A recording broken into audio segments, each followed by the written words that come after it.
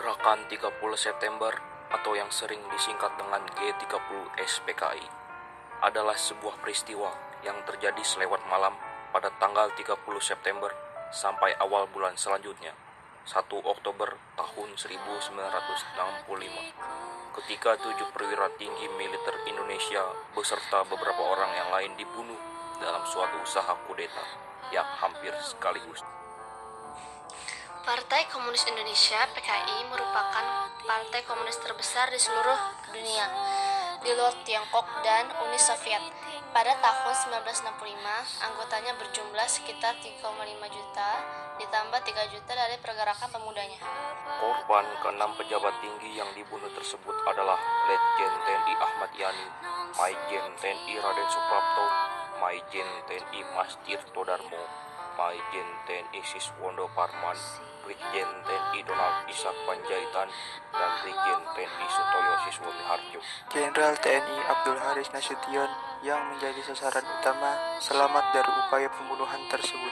Sebaliknya, putrinya Ade Irma Suryani Nasution dan ajudannya Letu Pierre Andreas Tendian tewas dalam usaha pembunuhan tersebut.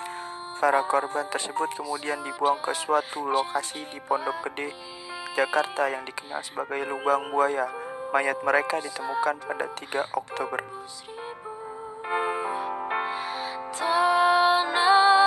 Sesudah kejadian tersebut, 30 September diperingati sebagai Hari Peringatan Gerakan 30 September atau G30S_PKI.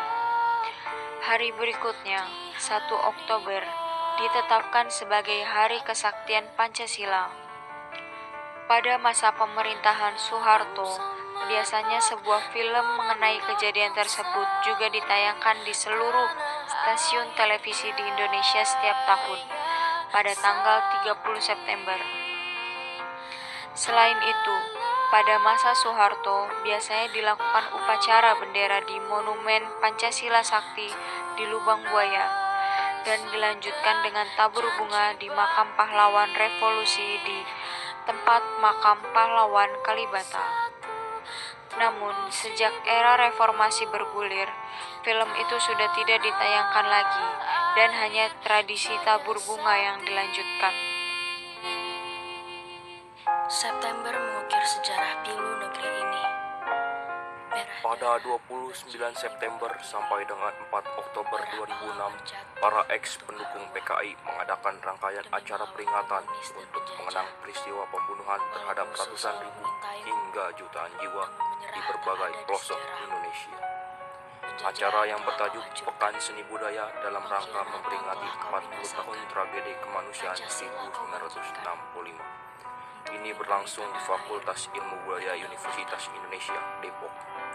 Selain Sivitas Akademia Universitas Indonesia, acara itu juga dihadiri para korban tragedi kemanusiaan 1965. Antara lain, Setiadi, Murad Aidit, Haryo Sasongko, Bob Maina, gugur satu